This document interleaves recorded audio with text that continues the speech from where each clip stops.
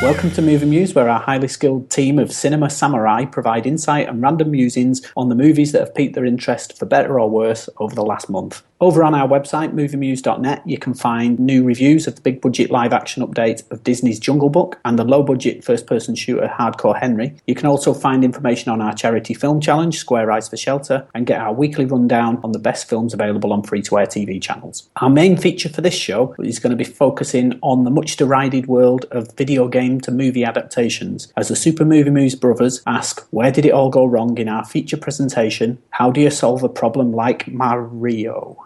Did that work? Yeah, yes. A bit corny, but... Best I could come up with. In the MovieMuse game room tonight, we have a 6-foot bare-chested warrior wielding 8 bits of cold steel. It's Graham Mason. Hello. A renegade robot with laser vision and a 5-inch floppy. It's Matt Corn. 5-inch? You wish. A soldier of fortune who loves nothing more than going commando in the jungle. Simon Burton. Good evening. And carrying an unfeasibly large inventory in a tiny knapsack, I'm your host and games master, Gordon Sinclair. I protest at those introductions. As usual, we're going to start with WHWBW ? So, Graham, what have you been watching? The first film I watched was Troll Hunter, which is a film I've had on DVD for ages. If you don't know, it's kind of a mockumentary type film set in Norway. And as the title suggests, it's about a troll hunter. A group of students find this guy wandering about, and they initially think that he's trying to trap bears or something, but it actually turns out he's trying to catch trolls. I'm not really a big fan of the handheld camera style movie, which is obviously what this is, but I thought it was really well done. It stars a guy called Otto Jespersen, who's apparently quite a big star in Norway, but obviously I didn't have a clue who he was. He plays the troll hunter, and these students sort of follow him around and get involved in all sorts of scrapes. Although it's filmed on a relatively low budget, the special effects are done just right. The sort of like the trolls are showed sparingly, but just enough. It's quite actually scary and intimidating in places, considering it's really, I think, played for laughs in a lot of places. And I just thought it was a really great and entertaining film, and of course it's got the beautiful Norwegian countryside as well. I've watched Troll Hunter. Again, I've not been a big fan of the cinematography of having a camera or a phone or whatever and going around a city or a town or wherever it is. But yeah, again, I thought it was really excellent. As you said, the landscapes are amazing. You can imagine things like trolls living up there in Norway and no one actually really knowing about it. But what made me laugh was that, Graham, I don't know if you thought that, but when they went to the power station and they said to the guy about his power lines not working, they said to him, well, have you never thought about why your lines just go around in the loop and come back again? And he went, no, I don't know. It's just, obviously, that's what keeps them in, but he never even thought that his power lines don't go to anywhere, don't power anywhere, just go around in a big loop and come back like a giant electric fence. That was a bit bizarre, yeah. Very easygoing, the Norwegians. Yeah. So yeah, but it was really good. I liked the film. I actually got used to the camera angle, and I quite liked it the way, because it suited the film in the end. So I'll give it 4 out of 5. And I'll give Troll Hunter also 4 out of 5. And in the cinema, I went to see Captain America Civil War with my girlfriend, which has been getting extraordinarily good reviews for a superhero film. I think the reviews were probably a little bit over the top, but it's extremely well done. There's a fairly decent antagonistic plot at the core, which is obviously Captain America versus Iron Man. And it's just a very entertaining 2 and a bit hours. There's some great standout scenes, loads of characters in it. It's basically another Avengers film. I wouldn't call it Captain America film, it's another Avengers film. And we greatly enjoyed it. And I give Captain America Civil War 4 out of 5. Okay, well, I think that both myself and Matt have seen Captain America Civil War. Matt, what was your thoughts? For me, it's the best Marvel Cinematic Universe film so far. I thought the story was really good. I think a lot of these films up to now have been about a bunch of superheroes, be that 1 or 2 or 5 or 10 or however many, up against some bad guy that you really don't care about, and the bad guy ends up dying at the end. And in the middle of it, there's a CGI action sequence where the superhero characters fight against a bunch of enemies like aliens in the first Avengers or robots in the second Avengers film. For me, this one was better because it was about established characters fighting against one another. I think you knew no one was going to die, but I think that made it better because it meant it wasn't an obvious outcome. You're kind of not entirely sure who was going to come out on top. I thought the fight scene in the middle of the film where the 2 groups of 6 square off against each other, I thought was brilliant. Again, much less reliance on CGI, more on physical hand-to-hand combat. Also, obviously, the film introduced the new Spider-Man, who I thought was brilliant, quickly putting to bed the Andrew Garfield Spider-Man. No backstory was introduced at all. It was very much a case of, you know who Spider-Man is, let's just get on with it. So I thought he was really good. The Black Panther, not so much. Bit of a silly character for me, personally. But much like Graham, it's an easy 4 stars for me, and to be honest, it could even be more after repeat viewings. I absolutely thought it was brilliant. Yeah, I think I'm just going to echo what you both said. I think there were a couple of problems with it, mainly just the length of the fight sequences, particularly the one in the airport, went on for far too long. Like you've said, we knew no one was going to die. No one's going to get that seriously hurt, but this fight scene just went on and on and on. And it was a really entertaining fight scene, but it was just enough already. The introduction of Spider-Man was just fantastic. That it was the highlight of the whole film for me. His character is brilliant, and I was really not a fan of Andrew Garfield's Spider-Man. So I'm so pleased that they've introduced a new, likeable character. He is the geeky Peter Parker that we're supposed to expect. I'm not quite sure about having a hot Aunt May. That just seemed a little bit weird, maybe a bit too soon to introduce a hot Aunt May. She's in her 50s still, isn't she? Is she? I don't think Marissa Tomei looks like she's in her 50s, does she? So I think it was a great film. Definitely is a 4-star. The only thing I would argue with that is I thought Black Panther was a really good character. I thought it was really cool, yeah. I just thought it was silly. It's like, I'm just a man in a black suit and my weapon is these tiny little claws. Like, they're like less than an inch long. The guy in the suit was good. I thought he was a good actor and everything, but I just thought the actual superhero was a bit naff. But he's just an African Batman, though, isn't he? He's just a wealthy man in quite a protective suit. So, Matt, what else have you been watching? One thing that I watched that I've not seen before is Village of the Damned, the John Carpenter directed 1995 remake of the 1960 film, which itself is based on John Wyndham's book The Midwich Cuckoos. And it stars Christopher Reeve, and this was actually his last role before the accident that left him paralysed. He plays the doctor of a small town whose residents experience a mass blackout, after which 10 women find themselves mysteriously pregnant. The children appear to be of alien origin. I don't know if anyone's seen either of the two films, but they're the same in both films. They've got white hair, they've got psychic powers, and a shared consciousness, and they begin to kind of take over the town and inflict horrible accidents on its human occupants. Now, I've not seen the original film or read the book, so I can't really compare it to that, but I thought it was pretty reasonable. It didn't get great reviews, but it's a reasonable supernatural thriller with some of John Carpenter's hallmarks in terms of the cinematography and the score. In terms of the acting, Christopher Reeve was pretty good. It's also got Linda Kozlovsky. Do you remember her from Crocodile Dundee? She's in it as one of the mothers of the scary children. But there's also some really awful acting performances from Kirstie Alley and Mark Hamill, who plays a vicar in it, of all things. Yeah, overall, it's not one of John Carpenter's best, but it's still worth a watch, so 2.5 stars for that. I've actually read the book The Midwich Cuckoos, so I need to see that at some point, because I've never seen a film adaptation of it. Okay, thanks for that, Matt. Simon, what have you been watching? I started watching Life on Mars again, which is nearly 10 years since that was on, so I'm actually really loving it, and I've forgotten how good it is. Like, I know you love that, Gordon, anyway, so reliving it, it's just, yeah, it's brilliant. I just couldn't believe how good it is. We've gone through a few episodes. 10 years, though. Crikey. Yeah, 2006 it came out. I couldn't believe it was that long. Still, I would say that's the greatest British TV show ever made. Oh, it's just incredible. I've forgotten how amazing it is. I'm obviously going to go through that, and then we're going to go into Ashes to Ashes.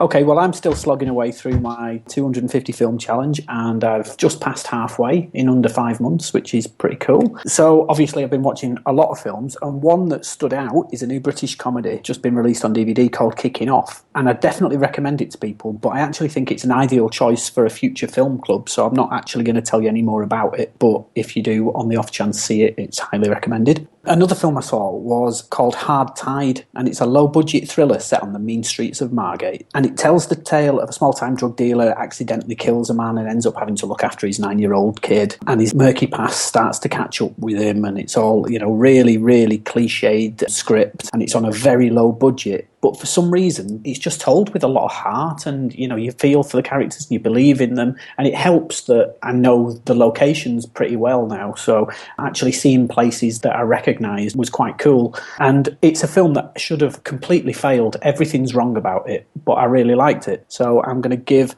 Hard Tide 3.5 stars.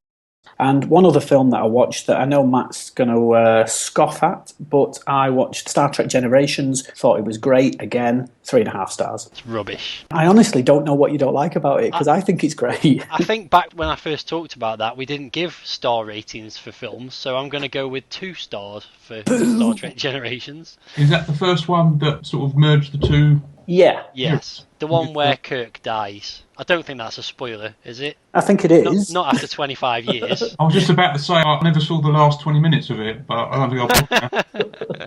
In an expansion of what have we been watching, and in an attempt to appease our better halves, we've decided to introduce a new element where we take a recommendation from one of the team's wives or girlfriends, and we all have to watch what they choose, see what we think. And Graham, it was your good lady that chose the first film, so tell us what she's chosen and why. My girlfriend chose Mean Girls, which is the 2004 Lindsay Lohan high school film. Lindsay Lohan plays a girl who's been homeschooled in Africa where her parents live, and then suddenly returns to the USA at the age of 15 and attends high school and has to adapt and observes the various goings on and joins a cliquey team of what are called plastics, which are three very nasty girls that rule their particular level of high school. That's it really. There's not really a lot else to it. I watched it with my girlfriend. It's one of her favourite movies, along with Clueless, which I saw before with her, and I quite enjoyed Clueless actually. I just think that a movie like this, I'm not really its target audience. Although I did laugh in a couple of places, I found it quite excruciating to watch. I don't think Lindsay Lohan, I know she was quite young when she was in this film, but I don't think her acting is much to talk about really. And the film itself is geared to a particular audience, and whilst a lot of it might be quite accurate in terms of how girls are in high school, I didn't find that particularly interesting either, and it just was, as I say, quite cringeworthy in a few places. So it wasn't really for me, I must admit, but I suppose it was an hour and a half of reasonable entertainment, but not my type of film at all. I would give it 2 out of 5. Well, harsh, and that's your own good lady. So let's go to Simon then. Yeah, I thought it was, like Graham said, it was that probably portrayed high school and the way the girls behaved pretty well, I suppose. Not the subject matter I know anything about, but I still quite enjoyed it. I thought it was not that bad. Better than I expected is what I'd probably call it. Yeah, the acting wasn't great, but the plastics I thought were quite funny. I thought the way they acted and what they were all about and the way everyone treated them was quite amusing. You know, it's just the way these typical schmaltzy American films with a moralistic bit at the end and everyone's happy and it all works out in the end. It's great. But I'd still say it wasn't that bad and I'll give it 3 out of 5. Wow. Matt? Yeah, I thought it was horrible. Obviously, it's certainly not aimed at us blokes, but I'm not sure who it is supposed to appeal to because it has no likeable characters in it at all. And like a chick flick, typically, will have some likeable characters, some unlikable characters, and it'll have probably a romantic story at its heart. But there wasn't even a romantic story in it, really. There was a vague hint of Lindsay Lohan's character, you know, having an interest in one of the other Plastics ex-boyfriends, but it didn't really blossom into any kind of a romantic story. As Simon said, it's got a moral about not treating people badly, basically, which is about the most basic moral you could have to any film, but it's lost amongst all the dreadful acting and dialogue. And to be honest, it was called Mean Girls. The girls weren't even that mean. They were just like doing vaguely upsetting things and like talking behind each other's backs. That's what everyone does. That's not mean. Basically, it was just pointless. There was no one for it to appeal to, and the stuff that happened in it wasn't really very dramatic or bad or good or anything. It was just very middle of the road. It was mauve. And what number is mauve? Well, I'm going to give it 1.5 out of 5, which still makes it better than Star Wars Episode 2. Okay, well, I'm going to say that it's everything I hate about American cinema, girl cinema, teen cinema, whoever that target audience is. It's everything I hate about that. I found it quite offensive in the way it tried to give a message but reinforced all of the stereotypes that it was fighting against. It was just a horrible waste of life. Graham mentioned when we were chatting about this that there were 2 other films that Ruth was thinking of. One, Clueless, that is just mentioned, which is quite a good film, and the other one was Cruel Intentions, which I think is actually an excellent film.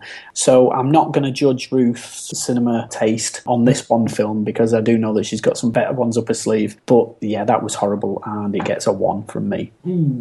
So for next month's show, it's Matt's ball and chain Anna who's going to be in the hot seat. So Matt, what are we being treated to next time? I'm sure she'll appreciate being called the ball and chain, but she's gone for something, I think you'd probably say, a little bit more thought-provoking than Mean Girls. Anna has chosen the 1998 film starring Edward Furlong and Edward Norton, American History X, which, if you don't know what it's about, basically it's about neo-Nazis. Okay, well, American History X is a film that I've always quite fancied seeing and never got around to, so yeah, sounds good. We'll move on now to Coming Soon, where we look at what films the team are looking forward to over the next few months. I'll jump in first and say that my choice is Trainspotting 2, which they've just released a teaser trailer for. I'm not really a fan of teaser trailers when they've not even got the cast together to start filming anything. So how they can do a teaser trailer for it kind of winds me up. And add to that the fact that I wasn't really a massive fan of the original film because I didn't think it really lived up to the book. You'd think I probably wouldn't be excited by this, but I am, because I think Irving Welsh is an absolutely fantastic author, and I'm really hopeful that this is going to be another slice of his trademark subversive depravity like we've seen in Filth and Trainspotting and all of the others, Ecstasy and everything else that's been turned from his great books into cinema. So yeah, looking forward to Trainspotting 2. Matt? Well, there's a few ththings coming out soon that might be of interest. I'm not definitely going to go and see them, but I might do if they get good reviews. The first of those is Finding Dory, which is out on June 17th. Then there's Independence Day Resurgence on June the 24th, and the BFG on July the 1st, obviously based on the Roald Dahl book, which I was a big fan of when I was a kid. And aside from that, the trailer that came out about a month ago was for Rogue One, the next Star Wars film, the first Star Wars anthology film rather than Star Wars saga film, I suppose. That looks pretty good from the trailer. Some great moments in there, like the Death Star dish being fitted and the sequence with the AT-ATs, and it looks like it's going to be a lot more gritty than the normal Star Wars fantasy films. And I love the mashup at the end of Luke Skywalker's theme and the Imperial March, which I thought was really well done, music-wise. Yeah, I've got to say, I think that trailer was possibly the best trailer I've seen in a long time in terms of how it made you feel, because it was very different to The Force Awakens. It had that edge to it, and like you say, it was gritty, and the way they used the music was fantastic. Some of the iconography in there, it was just absolutely brilliant. So if there are awards for trailers, then that should win one. Simon? Well, Matt's already mentioned the film that I chose that I was actually looking forward to, Independence Day Resurgence. You know, I know it's a bit schmaltzy again, American, with everyone sort of saves the day and it's all really cool stuff in the first film, but it was a good film. I enjoyed it. I liked the bit where they can actually go up to the spaceship and they actually have to try and decipher the code. But I'm a little bit obviously sceptical about part 2 all this time later, which is quite a few years now. And it hasn't got Will Smith in it. But it's still got most of the same cast as Judd Hirsch and Jeff Goldblum and people like that in it. So even Bill Pullman as the president still in there. So you never know. It might be all right. It'll probably be much the same. But this time they're going to try and expect the unexpected with the aliens, because they've obviously got the space defence system and all this kind of stuff. It's going to be probably more battles, a bit more than just jets against their alien craft. So I'm hoping it will be pretty good. So I will actually make an effort to go and see. Yeah, I think that's something that I'm definitely looking forward to seeing in the cinema. The effects and the scale of these kind of movies has grown tenfold since the original Independence Day, so I think they could do something quite spectacular with this one. I'm really looking forward to it. Do you think they'll be able to find a useful USB port in the spaceship again to upload a virus into? Well, it is universal. Yeah. Yeah, I bet it's USB 27, and they're only on USB 6 here, aren't we? It'll still work, it'll just be slower. Okay, well, Graham, you've got the trailer choice of the month, so what's the damage? As you all know, I love superhero movies, and also I love war movies, and one of my favourite war movies is The Dirty Dozen. And The Dirty Dozen is about criminals that are recruited by the army to go and do difficult or nasty missions, with the view that obviously they're quite expendable. And following on from this theme is a mashup of these two in Suicide Squad, which stars various villains from the DC universe who are recruited by a government agency to go and do battle against various villains. From the trailer, which has the famous Queen song playing over the background, I think it's a fantastic trailer and has really whetted my appetite. I just hope that I'm not let down again, obviously, like Batman versus Superman let us down. Okay, well, let's have a watch of the trailer and then we'll see what we think. Is this the real life? Let me out of here, Donald, please. Let me out of here, Batman! Is this just fantasy? Come on! Caught in a landslide. No escape from reality. I want to assemble a task force of the most dangerous people on the planet. They're bad guys. Worst of the worst. Too late. Open the gate! My time has come. Send shivers down my spine. Was this cheerleading tryouts? All the time. Hi, boys. Goodbye, everybody. Deadshot. Guy shoots people. He's a crocodile and he eats people. Burns people. You're possessed by a witch and she's just crazy. What was that? I should kill everyone and escape? Sorry. The voices. I'm kidding. That's not what they really said. This is the deal. You're going somewhere very bad. Whoa! and do something that'll get you killed. Let's go save the world. I can't wait to show you my toys. Let's do something fun.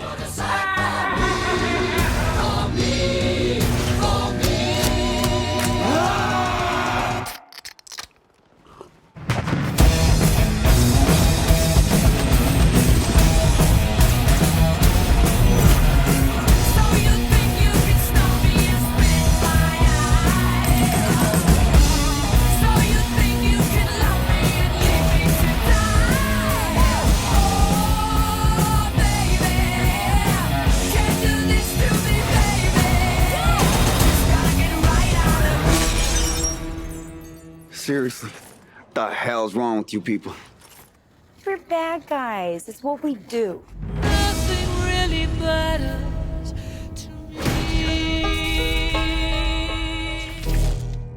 Okay, that was good. I completely agree with you, Graham. That was a fantastic trailer. Really, really got me excited for it. I've avoided everything to do with Suicide Squad because of the disaster of Batman vs Superman. So it's the first I've seen of any of the trailers. There are a couple of things that concern me a little bit. I know a lot of people are raving about Jared Leto as the Joker, but I can't say the trailer made me particularly excited for him. And I'm definitely not excited by Will Smith as Deadshot, but everybody else was brilliant, and most of the plaudits are going to Harley Quinn, Margot Robbie, and I completely agree. It looks like a fantastic performance of one of the best DC characters, so really looking forward to that now. Anybody else? I don't know enough about superheroes, so yeah, it looked quite a good action film. It might be something that can get someone like me who just doesn't really know a lot about superheroes, might be able to get into something a bit different and have a look. So yeah, definitely something to keep an eye on. Yeah, I thought it looked fun. The trailer doesn't really tell you much about it, does it? It's just a sequence of them fighting various people and blowing stuff up, which maybe that's what the whole film's about, and it wouldn't be the worst superhero or supervillain film if that's all it was. I agree with what you were saying, Graham, about the use of Bohemian Rhapsody in it was excellent. I mean, that really kind of gets your attention right from the start, and it's a great song to accompany an action-packed trailer. The characters look good. As you've mentioned, Jared Leto as the Joker looks like an interesting interpretation of the Joker. I think it obviously had to be quite different from the Heath Ledger one because of how well regarded that one was, and it looks a bit more comic book than that one. And as you've also said, Margot Robbie as Harley Quinn, you can't really go wrong, can you? So I don't know if I'd go and see it at the cinema unless the reviews are especially good. I'll wait and see what the reviews are like. Right then, now it's time for our feature presentation. The video game industry is huge, bigger in fact than movies and TV combined. And with so many interesting and original IPs, it isn't really any surprise that Hollywood would come looking at the game world for influence and inspiration. Many games nowadays are as cinematic as anything on the big screen, and titles like Naughty Dog's Uncharted series crafting heroic tales beyond the scale of even the classic 80s adventure flicks like Indiana Jones. But that golden melting pot hasn't really transferred to the big screen. The film that arguably started the ball rolling was 1993's Super Mario Bros, starring Bob Hoskins. A critical panning and recouping only half of its production budget at the box office set us on a path that virtually every other game-to-film adaptation has followed, the road to disappointment. In fact, if you look at movie review aggregator site Rotten Tomatoes, you'll see that of the 30 game-to-film adaptations since Super Mario Bros., that's not including sequels, they hold an average rating of 18% fresh, and only one film, Final Fantasy The Spirits Within, has scored more than 40%. I think that's a little harsh personally, and I've enjoyed a number of the films that the critics have hated, but the lower ratings haven't stopped studios plugging away, and this year we're going to see movie adaptations of Blizzard's Warcraft, Ubisoft's Assassin's Creed, and the recently released Ratchet & Clank from Insomniac Games. Add to that Angry Birds, which is also on its way, and you've got to ask, are these destined to follow the same fate as Street Fighter the movie, Wing Commander, or Resident Evil? Well, that's what we're here to find out.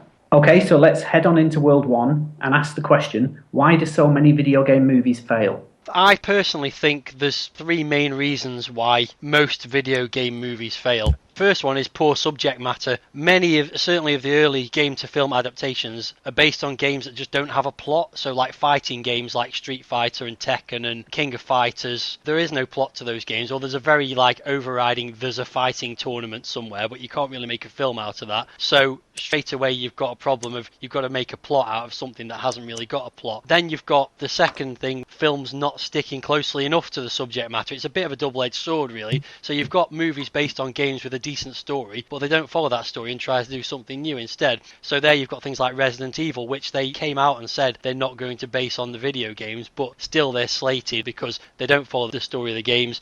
They introduce characters in different orders than they did in the games, and there's not really much relation between the two other than the fact that they've got zombie things in them, I suppose. And then you've got Super Mario Bros, which I don't know what they were thinking there, but I'm sure we'll come back to that one. And the third reason, I think, is basically low budget or a low quality script. So producers think the name of the game alone, plus possibly tagging a big name star onto it, will sell the film, so they don't really spend enough money to make a good one. They don't get a writer to write a good story around the plot of the game. They just go, well, the game fans will go and see it anyway, and a few other people will go and see it, and that'll make us our money. I think all three of those points are pretty valid. I think there's examples on both sides for each of those. My biggest bugbear has always been that the films don't stick closely enough to the game. There are some games that have got such a gripping story, tell that story, but flesh it out, and I think you've got the basis of a great film, but they don't do that. They go for completely new stories. Often, the main characters from the games are only fringe characters, and they're just not films of the games, the films that kind of skirt around what the game was about.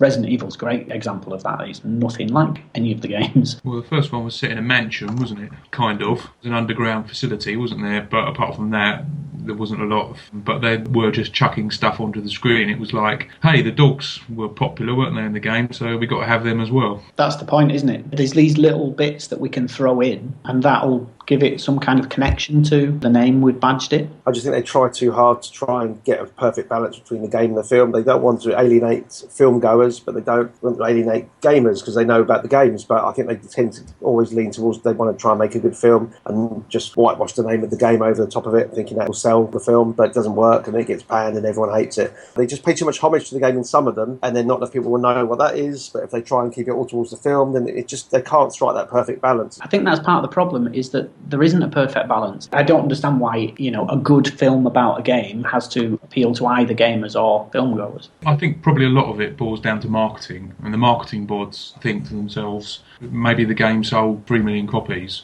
That's 3 million potential people that will go and see it at the cinema, but it isn't really, is it? Because not all those people will go and see it. So as a result, they do try to appeal to a broader spectrum of moviegoers, which you can't really blame them for doing. But with regards to moving away from the source material, fair enough, games like Super Mario Land, they don't really have a plot or anything, so anything's fair game. But games like Resident Evil and Silent Hill, they've got a plot there in place. Just adapt that. I mean, they do that for books. There's loads of books adaptations out there which follow the plot of the book, and maybe, okay, they might change the ending a little bit to keep it as a bit of surprise, but they don't sort of like introduce new characters all over the place and do different things, so why not just do the same as they adapt books? And that is the most frustrating thing out of the things that Matt mentioned, is that they just don't follow the games. It's as simple as that. And people want to see, when they go to the cinema, they want to see the game that they played up on the screen and the various scenes, and obviously a few extra bits here and there, and generally they're not like it. And the Resident Evil films, the first film I thought was really, really good. And okay, it deviated a bit away, but it had enough nods to the original game.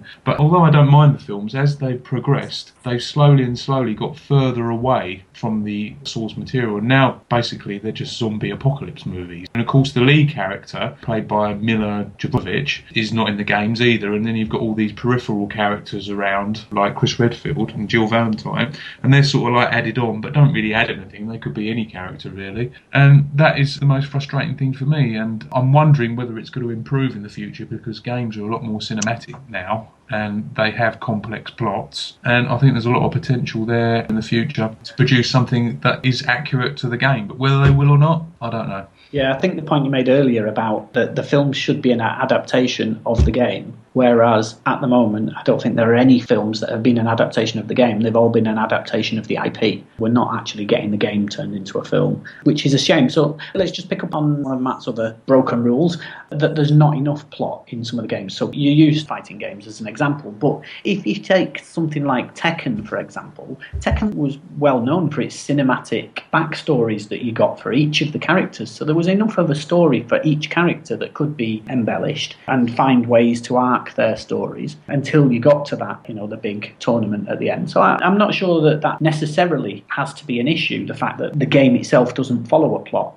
I'd probably use Dead or Alive as an example of that. You can turn those stories into a reasonable film. So I agree with a lot, and I'm not sure how you would make a film out of something like Pac-Man, although I do know that the rights have been bought. I'm not sure how you turn that into a film, but then again, I'm not sure how somebody made a film like The Cube, which, to all intents and purposes, could be a Pac-Man film if you change it. I just think the whole thing about a fighting game is that all the characters fight each other, and with the exception of Dead or Alive, and to a certain extent King of Fighters, which was awful, but at least it had quite a lot of fight scenes in. Some of these other films, they don't have enough fighting in, and that's what people would want to see in a film about a fighting game. But there's not enough plot then, so they've got to add some stupid plot about foiling world domination or whatever garbage they can come up with.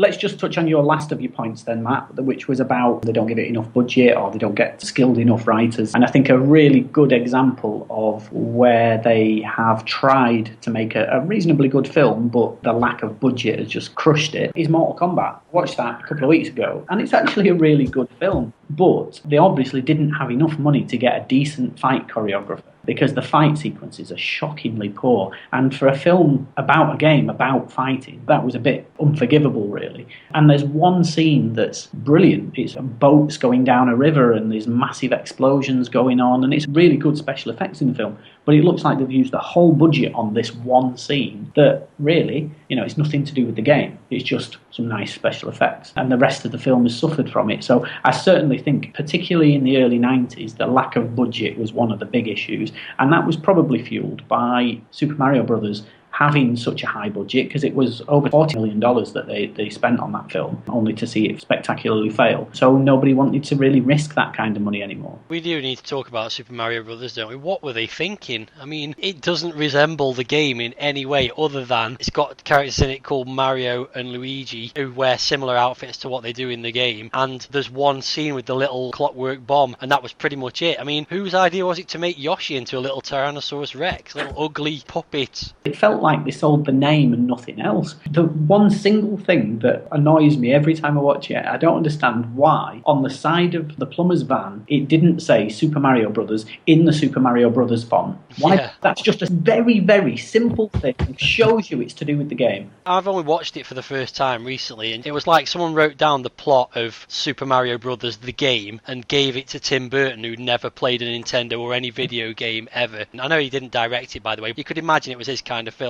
Yeah. This is his vision of what Super Mario Bros. Is, based purely on a one-paragraph description of what happens in the game. I think you're right, because I think with it being one of the first and certainly the biggest budget video game film, the problem there was gamers weren't involved in making it. There was nothing in it other than a family movie. They were trying to make a film using these characters instead of making a film of the game. Totally agree with you. Didn't get head and tail what was going on half the time of it. Couldn't see anything to do with the game involved. It was just like a couple of plumbers who were sort of associated with some video game somewhere, and Bob Hoskins had a moustache, so that was where all the budget went. So it was awful. I've never seen anything like it in all my life. Okay, to end our discussion on the worst video game movies, let's find out what everybody's least favourite is. Graham? Alone in the Dark. Matt? Alone in the Dark is bad, but I've got to go with Super Mario Brothers. Simon? Super Mario Brothers. And it's Tomb Raider for me. So that makes Super Mario Brothers our official worst video game film. Okay, so that's not a particularly positive experience, but there has been some examples of what good looks like. So what do we think could be done or is being done to improve the state of play? And what films do we think have bucked the trend? I think there's been a lot of films which contain elements and they're going down the right path, but they still fall short for one reason or the other. I mean, it's quite possible for films to be good in every respect apart from one, and that one respect ruin the whole movie. An example I can give is a film based on the space adventure games Wing Commander, and it's directed by Chris Roberts, who actually created the games, and obviously the games are quite cinematic, and you would have thought a perfect opportunity for a movie. And the movie itself is not that bad. It's a reasonable space adventure movie, but it's got Matthew Lillard in it, who is just terrible in it, and he's just acting like he's still in Scooby-Doo or something, and it's just a dreadful performance, and every minute he's on screen is excruciating, and unfortunately he's on screen quite a lot. They get some things right, like the atmosphere, and another example is Silent Hill, which had superb atmospheric scene setting, and it gave the impression that you were in the spooky town from the games, but the plot was just incomprehensible. There was a lot of running around, and it was ridiculously overlong. It was like over 2 hours, and that ruined that as well. So really what they've got to do is make sure that they try and combine these elements. Have a decent script, I think, is the most important thing. But I just think that it's like a lot of bottom line movie making these days, that kind of comes last. They're more worried about getting the license, trying to work out how to fit all the characters into it and put some threadbare plot around it, and then right at the end it's, oh yeah, we've got to write dialogue for this now and sort this out, and the result normally is not great. And also it would be great if they stopped Uwe Boll, whatever his name is, from making these films as well. That would probably help a lot. My big problem with a lot of these films is I don't actually know the games that they're based on that well. Can't really say whether it's a good game to movie adaptation, but what I can say is the ones that I enjoyed. So Silent Hill was one of those. I thought that was pretty reasonable. The one that stands out probably most for me is Prince of Persia, which I thought was a decent action-adventure film. Pretty big production values for a film based on a game, and as far as I can tell, it did at least follow the Sands of Time plot from one of the Prince of Persia games, so that seemed to be a reasonable one. But again, that didn't do very well at the box office, and I thought that was one of the better game to movie adaptations. It flopped big time, didn't it? I think it's a pity because I actually thought it was a really good adventure film. And I've played Sands of Time and I didn't really think about the game when I was watching it. I just enjoyed it for the sort of adventure film that it is, and had a reasonably big cast, and it was what you expected from the Prince of Persia type of franchise. I'm surprised it flopped so badly, but then I quite enjoyed the Tomb Raider films. A lot of people hated them, but to me, I was thinking as someone who's really likes the games. I wasn't thinking it as a film. I was thinking about a live adaptation of playing one of the games, and a lot of the set pieces and a lot of how she was behaving, I just imagined that as being part of levels of a game, and for me it worked in that level. For a game being turned into a film, I thought it did okay. I'm not a fan of Tomb Raider games, not the older Tomb Raider games anyway. I liked the most recent couple, and I absolutely hated Tomb Raider as a film. I thought it was dreadful, and a lot of people think it's okay, and I think it's one of the worst adventure films I've ever seen. And maybe it's because I've got no love for the game, or maybe it's just because it's a bad film and everybody else is deluded. Well, I really like the game, so I suppose that's why I already thought it was okay. Just going back to Prince of Persia, it actually made over $100 million profit at the box office, so I don't think you could say it was a flop. Oh, okay, fair enough. It didn't get good reviews, but maybe that's what it made good money. 150 to 200 million budget and 336 million box office. Well, that's pretty good because they probably didn't spend 100 million on marketing. Yeah, that's actually a decent performance. Yeah, it got 36% on Rotten Tomatoes, but reviews aren't everything. Or maybe this is the problem, really, isn't it? Is that they'll think from a money-making point of view that didn't do too bad, really. Made them a bit of a profit. So why spend any more on whatever film those producers make next time around? I don't like the way Rotten Tomatoes and Metacritic work their scores, because they're all based on critic scores, and critics are paid to be critical, and so I think these scores are not representative of the quality of the film a lot of the time. And I certainly can't believe that 30% fresh or whatever it was for Prince of Persia's fair. It was a perfectly acceptable film. I really enjoyed it, but the only film that got over 40% on Rotten Tomatoes was Final Fantasy: The Spirits Within, which is another film that I really liked. And what that film did well was it took the Final Fantasy world, which is this very CG heavy adventure game, into a beautiful new CG world. It wasn't the story that everyone wanted, because everybody was hoping for Final Fantasy VII, the movie, but they gave us a brand new story. But it was an engaging story, and the CG at the time was the best I've ever seen. So I think that was a really good film. But there have been some other good examples, and I mentioned Dead or Alive earlier. I think that's an absolutely great film. It's silly, it's girls in bikinis fighting with a silly story about some competition, and it's really good fun. And I think that's what gets lost sometimes, is if they can make the films fun, then they don't have to go down in history as having great plots and what have you.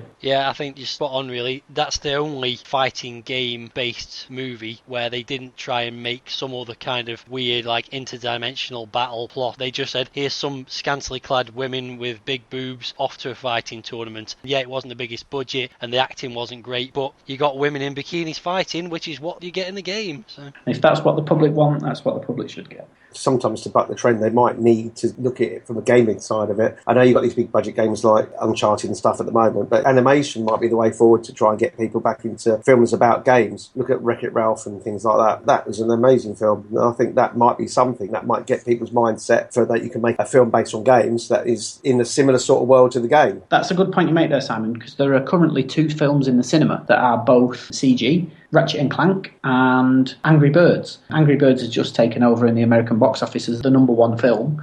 Ratchet and Clank seems to have struggled with the critics, but when I've read reviews on video game sites, it seems to have got really good scores. Reviews on film sites, it seems to have got poorer scores. So read into that what you will. But that's a good point that, potentially make the films more like games by making them CG animated, and that might make more of a connection. Yeah, I'd agree with that as well. If you made another Super Mario Bros. Film and you made it an animated film of Disney or Pixar standard, then I don't see how it could fail, really. So let's just see what everybody's favourite game film is. Matt? Tough choice. I think I'm going to go with Prince of Persia. Okay, Simon? I did like Prince of Persia, but I think just for the fun factor, and I actually really, really enjoyed Dead or Alive, so I'm going to have to choose that. Graham? I'm going to go with the original Resident Evil. And I'm also going to go for the first Resident Evil, so that becomes the Movie Muse official best video game film. So I think it's pretty clear that the choice of game is paramount. So as we move out of World 1, we hit our first end-of-level boss fight. To defeat the screenwriter of shame, each team member needs to pitch their choice of a game that could be made into a film. And just before we do, news came through this week of 2 really strange video game to movie adaptations that are going to be coming along. There's going to be a trilogy of Tetris films. Now, if you remember from a previous show, I pitched a Tetris movie, and I think I should be getting my lawyers on just to check that they're not casting Bruce Willis into one of the roles. And, I might have to try and claim some royalties on that one. What can you really do with a Tetris film? Seriously, I know I made up some wild plot, but I've no idea how you can stretch that into a trilogy. The only possible plot for a Tetris film is that they somehow use Tetris to defuse a bomb or something like that. I mean, what else could you do with Tetris? No idea. Unless it's actually a factual-based film about the story of Alexei Pachinov or whatever his name was. Yeah, it's a strange one. And the other film that's been announced is Fruit Ninja. I don't know much about Fruit Ninja. Well, it's a game where you use your finger to slice fruit. Sounds like a cookery program. We talked earlier about games having no plot. Well, this game has no plot. Fruit flies on the screen and you use your finger to slice it. That's the game. Yeah, but I can see how they can spin that into a film. And I assume it's going to be an animated film. It'll just be a ninja, and during his adventures he has to slice a lot of fruit. Maybe the fruit will be the enemies. It's not that dissimilar to scenes from Disney and Pixar animated films. Well, next thing it'll be Zool the movie. Well, Zool's got a reasonable plot compared to some of these things. Pretty much so, yeah. Nice character as well. Well, let's go around the team and see what games you would turn into films. And we will go with Simon first. Well, I had a few lined up. Robotron I thought would be quite good because you can obviously, you've got robots that have gone crazy, futuristic film, trying to keep these people safe from all these crazy robots. But the one I actually went for was a quite late game on the Commodore 64 called Project Firestar. What it actually says in the documentation that you get with the game, on February the 13th, 2061, aboard the research ship Prometheus, financed by the System Science Foundation, an agency for the United States, the project's goal was to produce a strong, durable labourers capable of helping Belters mine titanium on selected moon asteroids. So what happens is that there's this thing going on in space. They're producing these creatures or drones who are going to go off and do work for humans. The first generation obviously works very well, and then suddenly there's a distress call. Prometheus is no longer responding to contact and safeguards have been breached. All it says at the end of the documentation is Firestar is out of control. You have been assigned to clean up the mess. And you have to go towards this spaceship. You've got to walk around and things happen as you go through rooms and things jump out. It's sort of like Alien, I suppose. And you just don't know what you're expecting. So I just think that would make a pretty good sci-fi film. Okay. Well, it's not one I've heard of, but sounds quite interesting. And, alien-type film always goes down well, so could be good. Thanks for that, Simon. Let's hear yours, Matt. Well, my pitch is for a movie adaptation of the classic Sega arcade and Mega Drive game Golden Axe. So it's a hack and slash beat 'em up game, the original game. My version would stick pretty closely to the plot of the game with an additional opening sequence establishing who Death Adder is and how he got the Golden Axe. Death Adder is the antagonist of the game if you've never played it. Think the Lord of the Rings, Fellowship of the Ring intro, and that's the kind of thing I'd be going for. I'd recreate many of the key moments from the game, such as the Turtle Village, flying on the eagle's back, riding the dragons, casting some epic magic with some giant dragons breathing flames. So there's obviously some scope for some epic CGI sequences there. It's obviously going to be a Lord of the Rings clone with a little bit of Neverending Story thrown in there as well, I think. And I've even got a cast for mine. So the 3 main characters are Axe Battler, the Barbarian. I was struggling to find someone to play him until I watched the Captain America film, but he's going to be played by Sebastian Stan, who was the Winter Soldier. Tyrus Flare will be played by Emily Blunt, because because she kicked ass in Edge of Tomorrow and Looper. And Gilius Thunderhead, I reserved the idea of going for Peter Dinklage, who's your obvious dwarf of choice at the moment, and instead went for the Hobbit approach of casting a full-size actor and shrinking him with CGI. So I'm going for Jack Black as Gilius Thunderhead to provide a bit of a comedy element, much like Gimli in Lord of the Rings. But one other person I'd cast is Warwick Davis, and I'd cast him in multiple roles as the annoying gnomes that keep stealing your food and potions between levels in the game. And I'd have this recurring subplot where they keep trying to steal the stuff off the main characters every so often, and the main characters would kick them and get them back. I would also employ either Howard Shore or John Williams to adapt the Mega Drive music into an orchestral score, because that music's awesome. Okay, great. My choice is Time Pilot, the 1982 video game from Konami. It's a simple top-down shooter where the player pilots a jet that travels forward through history as the levels progress. The idea of having a hero pilot fighting in 2 world wars, the Viet Cong, the First Gulf War, and then moving on to an Independence Day-like battle against the alien scum sounds like the perfect vehicle for a hit film to me. It'd need a cocky but endearing lead, and I'm sure if it was made in the 80s or early 90s, then Tom Cruise probably would have been the choice that the movie companies went for. But nowadays, I think you could have a Poe Dameron-esque performance from Oscar Isaac, or a wisecracking turn from Ryan Reynolds. But I'd personally go for more of the battle-scarred hero in the Harrison Ford mould. I think Time Pilot could be an absolutely great film. Yeah, no, I think you're right. There's a fairly blank canvas there, isn't there? But a good basis, I think, certainly. Yeah, definitely. Graham, you're going to round us out, so what's your choice? Mine's a little bit similar to yours, Gordon, although I thought Matt was going to say it earlier, because it's another Mega Drive game, one of my favourite Mega Drive games of all time, Desert Strike. Desert Strike obviously had a fair amount of plot to it, where you try and overthrow this mad dictator, and I thought the film could be Black Hawk Down meets Zero Dark 30 style. In other words, plenty of action, but also plenty of tension, where various people go on the ground trying to catch like spies or whatever, which does happen in the game a bit. And then you've got a guy played by, I don't know, Bruce Willis or someone flying around in the chopper, rescuing and basically just blowing shit up, which Hollywood seems to like, and which Desert Strike has plenty of in it. Yeah, give it to Jerry Bruckheimer and he'll guarantee he'll nap it up. explosions. Yeah. So let's move on then to World 2. Whilst games to films are almost universally bad, films about games, gamers, and gaming have often fared much better. There's documentaries like King of Kong, Ghost Chasers, and From Bedrooms to Billions, and they've shown the human side of game makers and record breakers, and docudramas like Micromen have been extremely well received. But with fiction, the landscape is a bit mixed. You've got hits like War Games, The Last Starfighter, and Tron, but the majority have been poor exploitation films like Joysticks, and they display gamers as fat, nerdy losers with an unhealthy obsession with breasts and crisps. So in World 2, we're going to look at the best and worst of gamer stereotyping as we talk about films in the world of gaming. Let's start off talking about good films in the world of games. Anybody got any good examples of good films in this area? Really, films about gaming, the ones I've watched recently, are all documentaries. They're just talking about how gaming started. I think Bedrooms to Billions, you need to see where these things started from. Normal people going about their daily lives, they didn't know this. People in their bedrooms just coding from nothing, making games, selling them on, and then making their millions out of it eventually. The industries just started from such humble beginnings, and people wouldn't know that. They just think, oh, these multi-million-pound games today, we're all spending all this money on games, kids just, that's all they do.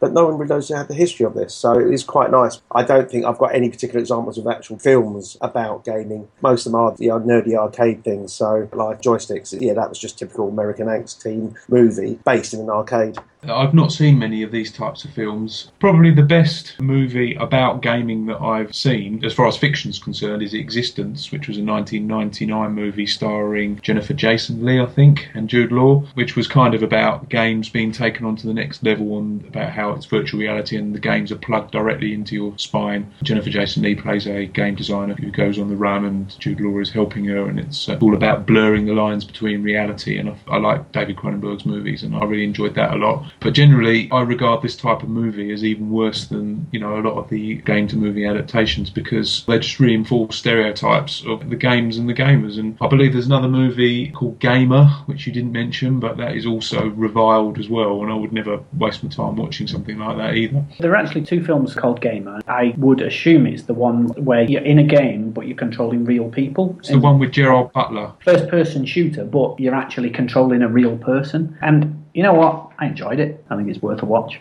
I think I actually switched that off after about 15 minutes. And I watch most rubbish, so I probably just wasn't in the mood. I think there's been some pretty good films about gaming. Wreck-It Ralph is a film about the world within video games, which I thought was great. Last Starfighter, yeah, it's cheesy 80s stuff, but you know, it's got the guy playing the arcade machine and it's a trial out for actually fighting in this space war. That's quite a good story. And the one that's, I guess you'd call it a docudrama, it's been proven after the fact that it was, shall we say, twisted to favour one of the participants. That's King of Kong, the story of two men vying for the Donkey Kong world record. And it's done like a Rocky story. It's the underdog going up against a big man who's, you know, got all these sycophantic people around him and all that kind of stuff. So if you're into games, it's a brilliant film, but even just for that underdog story, it's a good film anyway. I'd really agree on that. A lot of people, when I've talked to them about King of Kong, and they've said, yeah, but you know it's not true, don't you? My response is always, I don't care if it's not true, it's actually just a really well-made film. And like you say, the Rocky kind of underdog story coming from nowhere and taking on the evil champion, it's just done really well. And they could easily have dropped the documentary style and made it a fiction film. So I think King of Kong is probably the best of the documentary style gaming films there is. But I think there's been a number of others that have been pretty good. You've already mentioned quite a few of them there, Matt. I think the Tron films, probably more about computers than gaming, but gaming obviously comes into it quite a lot. So I think the Tron films are wonderful, although I know you disagree, Matt. Yes, I'm not a fan. I can't explain why, because I should like it. I like The Last Starfighter. It's not that dissimilar. I don't know. I never watched it when I was a kid, and I think now I watch it and I just think it's a bit slow paced and a bit pants. Yeah, the pacing is a bit slow on the first one, yeah, I'll give you that. But I can accept slower pace now more than I could when I was 10 when I watched it first, so it's surprising that didn't bother me then. Graham's already mentioned one of the best, which is Existence, which I thought was an absolutely fantastic film when I first saw that. There are quite a few others that are low budget, got great ideas, but don't really manage to pull them off. There's a film called Arcade, where kids are being brainwashed through arcade machines, and I think that concept is really cool, or it certainly was in the 80s when the arcades were really big. But unfortunately, the film doesn't quite pull it off. But I suppose Wreck-It Ralph and Existence are definitely right up there at the top, along with King of Kong. So why don't we just go through and say what our best film about games is? Let's go to Graham first. Existence. Simon. I'm going to say Wreck-It Ralph, because it was amazing. Matthew. Wreck-It Ralph is amazing, but I'm going to go for King of Kong. Oh, that's tough, because I love all three of the films that you just said, and I get to crown one of those three. So I'm going to say, because it's purely about games, King of Kong. Whoa. So King of Kong wins our best film about games. Well, since King of Kong has crowned our winner, you might want to take a look at the article I did on the MovieMuse website a couple of months ago about Donkey Kong, the history of the game, why it's such an important game to the world of gaming and to Nintendo in particular, and also a little bit about what happened in the King of Kong and what happened after the King of Kong, because it actually turns out that the two guys that competed for that world record back in 2006, I think it was, or 2007, they're not even in the top 10 of Donkey Kong high score holders now. Before we can make our way into our final world, we're faced with another boss, the director of Doom. To beat this mighty foe, I need you to pitch an idea for a gaming-related movie based on gaming as a pastime or an aspect of the gaming industry. And I will go to Matthew first. I've decided to go for a biopic, Third Party, the Activision story, and it's a biopic about the formation of the first ever third-party game developer, Activision, by 4 disillusioned Atari programmers in 1979, and their success as a result of forming that company up until the mid-80s. It'd be a mixture of factual content and embellishments of true stories, similar to biopics like Eddie the Eagle. It would include the famous meeting between David Crane and his colleagues and Atari CEO Ray Kassar, where Ray Kassar told them that they were no more important than the people that assembled the cartridges. And it would also show the Venetian blinds incident, which involved Bob Whitehead, who was accused of stealing a programming technique from Atari, which was known as the Venetian blinds, which involves the ability to show more sprites on the screen than the Atari hardware actually allows. When asked to demonstrate this, he basically took along a demo he coded of some Venetian blinds going up and down on the Atari 2600.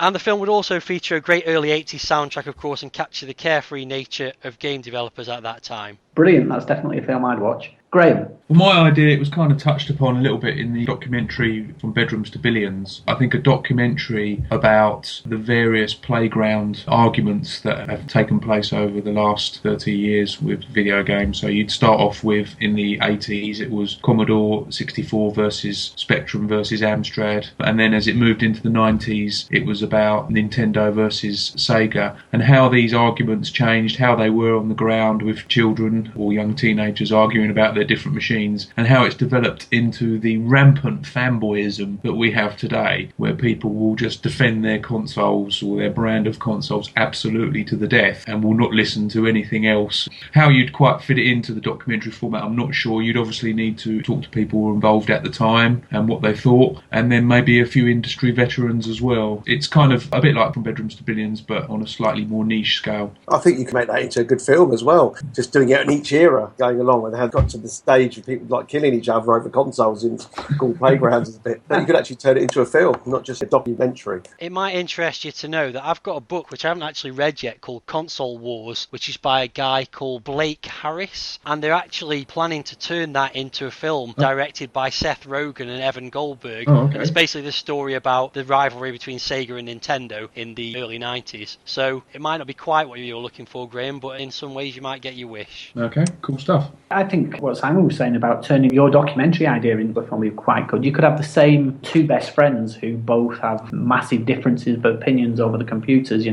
Commodore Specky, and then as they both start moving up to different machines, the rivalry gets more and more. I think that'd make quite a good through the ages comedy. I think that'd be good. Or even a love story. I believe there was a photo on the internet, wasn't there, of a Microsoft employee holding hands with a Sony employee or something, and everyone was saying, could this be true love, Could they really love each other, that sort of thing. So. Okay, well, I'm going to choose a movie adaptation of a small play that I think all of the MovieMuse team have seen, but it's unlikely that many of the audience has. The three-person play is called Together in Electric Dreams, and it tells a fictional account of a real-life meeting between Sir Alan Sugar, who at that time was the owner of 8-bit computer manufacturer Amstrad, and Sir Clive Sinclair, creator of the UK's most popular home computer, the ZX Spectrum. It was at this meeting, allegedly, that was in a Japanese karaoke restaurant that Sir Clive sold his Sinclair computing business to Sir Alan. It's an incredibly funny and entertaining production. I do have a DVD of one of the performances that they did of it, and I've watched it a few times and still find it entertaining. So I think that's a great one that if they could just get a little bit of money behind them to produce a full version, it'd make a really good TV film. Yeah, that'd be good. Agreed, yeah. That just leaves you then, Simon. Mine isn't a documentary, it's an actual film about aliens want to attack the Earth and try and cause as much problems as possible and try and take over the planet. But the way they do it is that they work out that quite a lot of the teenager kids are playing online gaming. So what they can do, they infiltrate the networks and transmit a virus that can transmit through the use of online gaming, through your headsets, through whatever system you're using, including mobile phones. What it does, it turns the infected people into killers of non-game peeps or other people and their families. But the effects are widespread, obviously disastrous for mankind, but the perpetrators are subtle and controlled by almost like telepathy to do the bidding of the aliens. And the thing is, on the outside, they seem completely normal. It's very hard to detect and tell if they have been infected or not. Once they're infected, they can't be cured. And then obviously people have to try and work out how to stop this, because it goes through the online gaming communities. It starts off from there and it goes through, and it's almost like it's going down the networks, but it's not. It's going through the people who use the networks. So it could be the end of civilization, but you just don't know. You need someone to step up and stop it. That sounds interesting and quite similar to Arcade that I mentioned earlier. It does sound Arcade, yeah. So it's like a modern retelling of that kind of tale. I like it.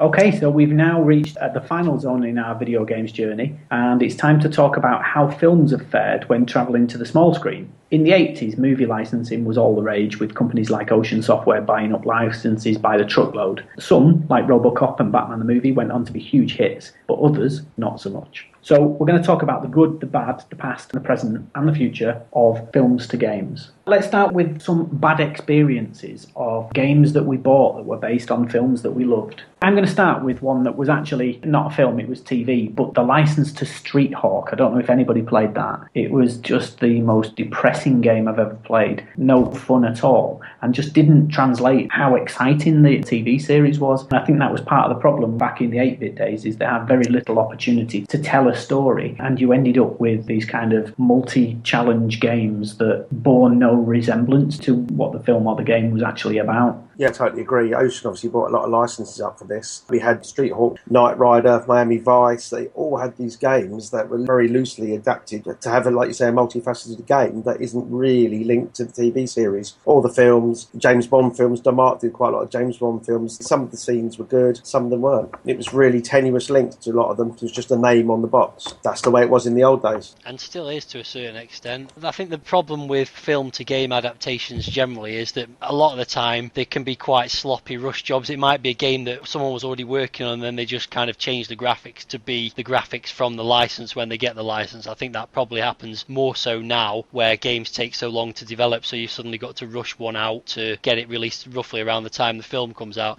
The characters look like they're from the film, but the game is nothing like the film, much like the other way around, like we've been talking about. The game doesn't capture the spirit of the movie. So a couple of examples I've got is Terminator Salvation on the PS3. It had no relevance. None of the characters from the film were in it at all. It was just set in the post-apocalyptic world where Skynet had taken over. There was no flexibility in the gameplay at all. It was completely linear, and I actually completed the game in less than 8 hours. The only positive side of it was that every level gave you a gold trophy. All you had to do was hide behind cover and shoot the Terminators pretty much, and then move on to another section, and complete the whole game in 8 hours and got like 8 or 9 gold trophies and a platinum. It was the easiest platinum trophy you'll ever get. And a retro example would be the Running Man on the Commodore 64, which was pretty close interpretation of the film in that you fought these 5 guys. So you fought the guy with the chainsaw and the Sub-Zero guy and so on. But I completed it on my second go, so they got the difficulty level all wrong on that. Especially from the 80s, there are so many examples of poor movie games. I mean, there's lots of them like Back to the Future by Electric Dreams, that was particularly bad. There are some good ones as well, but I think probably the worst from recent times, and it's not directly based on one of the movies, but it shares the name, is Aliens Colonial Marines, and so much was expected of this, and I could play it for about half an hour or an hour, and that was it. It did everything right in terms of recreating the graphics accurately, recreating the feel of the film, but the game was just appalling, and I think that was certainly one of the most disappointing. I mean, back in the 80s, with games like Street Hawk, you kind of expected them to be a bit rubbish, to be honest, but I think better things are expected now, certainly in the last 5 years, so obviously the Aliens is a great licence, and one that has been done justice back in the 80s, and again in the 90s, and that was a particular letdown, I feel.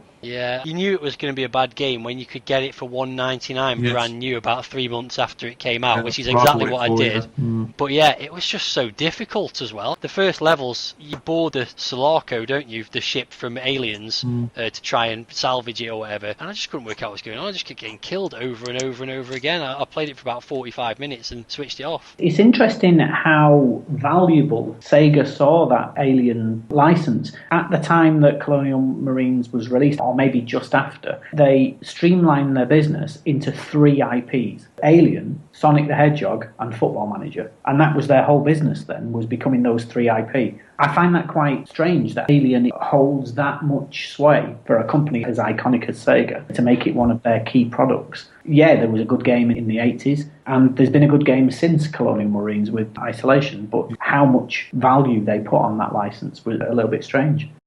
The obvious one that none of us have mentioned that almost caused the world to collapse was E.T. And I think that reinforces what's already been said about the fact that often the biggest issue with games from movies is there's not enough time to create the game. The best games from films in the 80s were when the game was created from the script rather than from the film. And unfortunately, these days it doesn't seem to be the case because they want the aesthetic of the film to be translated into the game, so you can't just take it from a script. Whereas in the 80s, and you were using 8-bit graphics, it didn't really matter. They knew what Robocop was going to look like, but they didn't need to know what the sets were going to look like or anything else. Life was probably a little bit easier back then, and now I'm not sure we'll ever get to a point where we're getting good film-to-game adaptations anymore. I'm not sure it's possible because of the demands of time and of how long it takes to make games these days, and certainly to make them have that look and feel of the movie. I think you're right if it's a tie-in where it's got to come out around the time the film comes out, but sometimes if they do a game based on a film a bit later on, they can do something decent with it, which I guess we'll come to in due course. Well, yeah, let's move on to that now, and I think that's a really good point that you make, because you only need to look at something like the Lego Star Wars games or the Lego anything games. Lego Star Wars The Force Awakens comes out, I think, in June at some point, which is 6 months after the film ended. So when they started work on that, production had already started on the film. They probably had a lot of concept art and costumes and all sorts of stuff to make sure that they were getting very close to the film. And they've had a lot of time since. So I think you're quite right. If you don't need to tie in with the date of the film, then there's an opportunity for you to make something good. Yes, yeah. True. I would say the good adaptations of film to game. The one that stands out for me, and I didn't even have the machine at the time, is GoldenEye, a James Bond license. Pierce Brosnan's first time out as James Bond. And then Nintendo say, well, we're going to license that. We're going to do a game on that on the 64, which is our new machine at the time. And to this day, everyone loves GoldenEye. It's like a first-person shooter, but you can play the 4-player game as well. And I just think that was something that has really translated from the film to game, and it still holds up to the test of time today. The N64 generally, I think, is not a very good console, and I didn't buy an N64 till probably 10 years after it had first come out. And yeah, GoldenEye, I'm not a fan of first-person shooters, and basically it's rubbish. I probably had to be there at the time. To be fair, I agree with you. It's rubbish, but I don't think it was at the time, so I think you're right on both fronts. Any more examples of good film-to-game adaptations? As I've already mentioned, RoboCop was stunning. It felt like the film, it looked like the film, and it had the iconic scenes that you needed. It was brilliant. Yeah, it's interesting, RoboCop. The arcade game's actually licensed from Ocean. I don't know if you ever noticed that on the attract mode. Data East licensed not only the arcade machine, but also the pinball machine from Ocean. So yeah, Ocean did real clever business there. It mentions this in From Bedroom to Billions, doesn't it? They pulled a real flanker there, because not only did they sell the license to Data East, but they then based their home versions on Data East's game. So they kind of used the template laid down for that. The 64 version had 9 levels, I think, and one of them you just had to punch ED-209 in the gun. That was all you had to do. Actually, that recreated the scene from the film closer than the arcade version, which just had him as an end-of-level boss. The arcade version of RoboCop is a brilliant game as well. It's fantastic. But certainly my favourite period, although I love the 80s, and there were some great games like Cobra, which I recently wrote about for Retro Gamer, which is not the greatest movie, but the game was just brilliant. I thought it was a fantastic game on the spectrum. Totally agree. But the period I really enjoyed was in the 90s, when the technology caught up a little bit and you started to get games that were a bit more like the movies. The graphics were better and you had a few more likenesses of what was actually going on, even if sometimes they were still based on just the script rather than the actual movie. They did have stills and things that they could use. There was 2 games on the PC, because I was a PC gamer in the mid-late 90s, that stood out for me that I played a lot of. First of all was a point-and-click game based on Blade Runner, which was by Westwood, who are most famous for the Command & Conquer games. And this was ingenious, this game, because it recreated the atmosphere perfectly, but what it did was it introduced a new plot to the game, because obviously they couldn't just retread the same plot, and it had all the machines that Deckard uses in the film. It recreated all of them, including the photo machine and everything, and the Voight Kampff test. So that was brilliantly done, that game. And also Aliens vs Predator as well, which I thought was very atmospheric and a great game, and the fact that that was so great was what made Aliens Colonial Marines even more disappointing. I'm glad you've brought up that Blade Runner game, because I'd completely forgotten about that, and I got that free with the very first PC that I ever bought, and it blew me away. The atmosphere that created was just stunning. Really, really good game. I think the best games based on movies are, unsurprisingly, games that capture the spirit of the movies that they're based on, but are also challenging and fun to play as games themselves. So I've got 3 examples there. The original 1983 Vector arcade version of Star Wars perfectly captures the spirit of flying down the trench. It's a simple game, blow up the Death Star, repeat ad infinitum. You feel like you're sitting in an X-Wing fighter when you play it in the cockpit. On the Commodore 64 was Ghostbusters, which again perfectly created the idea of being a Ghostbuster, even as far as setting up your business, kitting out your Ecto-1, collecting the ghost traps, and then going and trapping the ghosts, and eventually moving on to the later parts of the film. I agree with you, Matthew. Also, Ghostbusters, it was like being part of the film. When you've got that music at the start on the Commodore 64, and you can press the space bar to say Ghostbusters all the time, and the music with a little dot going along the words at the bottom, it was just like playing part of the movie. And for me at that age, it just was fantastic. Yeah, it was a very simple game, but it captured everything about the film, going off and capturing the ghosts, taking them back to base. Basically, it was a simulation of a job, but the job was being a Ghostbuster. So yeah, brilliant. It was great. And more recently, Lego Lord of the Rings, again, recreates the spirit of the 3 Lord of the Rings films, but also it's fun to play. It's the laugh out loud funny game in places. There's lots of silly stuff you can do. You can play it for hours. You can wander across Middle Earth, so it's a great game. What's interesting about the Lord of the Rings, they were the first of the Lego games to use actual movie cast voices, whereas all of the other Lego games before that used just made up gobbledygook. And I think that was a masterstroke that actually made you feel like they were more related to the films. Yeah, and they also recreate scenes from the film frame for frame, but with Lego in certain places as well, in some of the cutscenes. So it's a really good job, which I think they did in Star Wars as well, Yeah. to a lesser extent. Just on Lord of the Rings, there's one game that I didn't mention that I thought was absolutely stunning, mainly for the very first part you get to play, and it's Lord of the Rings Return of the King. I can't remember whether it was Xbox or GameCube I played it on, but I think it was probably released on both. There was a bit at the start where it's a big battle, and it's a bit like the Battle of Helm's Deep, and you see a digitised scene from the film, it almost looks like, but then all of a sudden you're just thrown into the game, and it's like a seamless transition between cutscene and game, and it's absolutely fantastic. That makes you feel like you're part of the film because that you can't see any difference between the two.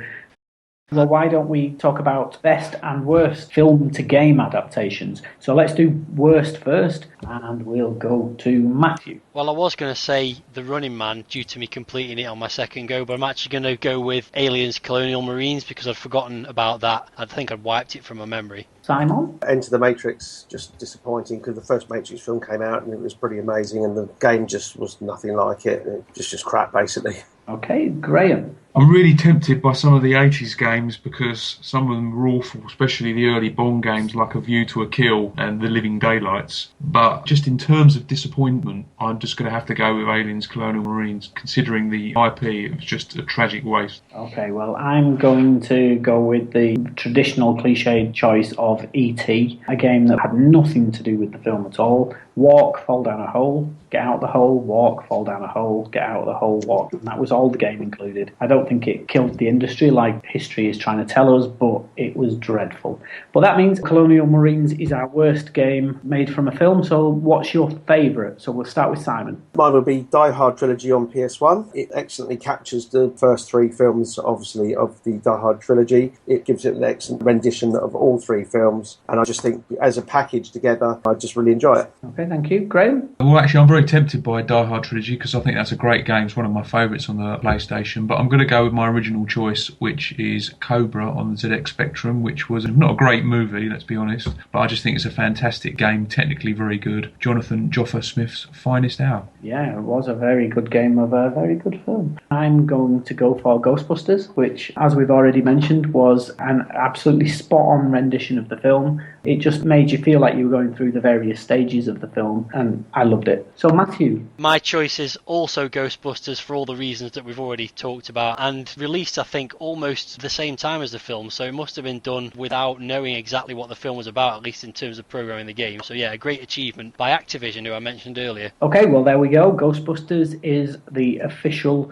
choice for best game made out of a film. And if you want to hear more about the process of how the games companies in the 80s went about converting films or getting the licenses and that kind of thing, I'll put a link on the screen to an interview we did with Gary Bracey of Ocean Software a few years ago, where he gives some great anecdotes and stories about the licenses they did get, some of the licenses they got offered, things like Mississippi Burning, the video game. Anybody think of how you could make Mississippi Burning into a video game? Rain Man, the video game? I'm not sure that's going to work either. But yes, there's some fascinating stories and some really funny anecdotes, so I'll put a link to that on the screen. So, our quest is almost complete. The Fellowship has traversed the varied lands of game and film, defeating gigantic ender-level bosses along our way. All that stands before us, and safe passage back to the real world of crisps, 2-litre bottles of full-fat Coke and all-day porn, if you believe the stereotypes, is to beat the final boss, the Killer Critic. So, in this one, I want you to pitch a film that you would turn into a game. And if you've got any details of what the game might be like, that would be great. I'm going to pick mine first, and whilst it's a bit of a cheat, because I'm going to pick a TV show and not a movie, I'd really love to see Lego Red Dwarf. We've talked enough about Red Dwarf on this show, but there's enough planets and characters and all sorts of stuff going on for it to be quite an expansive game, and I think the comedy of Red Dwarf fits perfectly with the comedy of the Lego games, and who wouldn't want to run around a giant Lego Red Dwarf smashing scutters and collecting dollar pounds and running around causing havoc? I'd absolutely love that. I'd love to play a Lego Crichton. Swap into Spearhead 3. Brilliant. Okay, Simon, what about you then?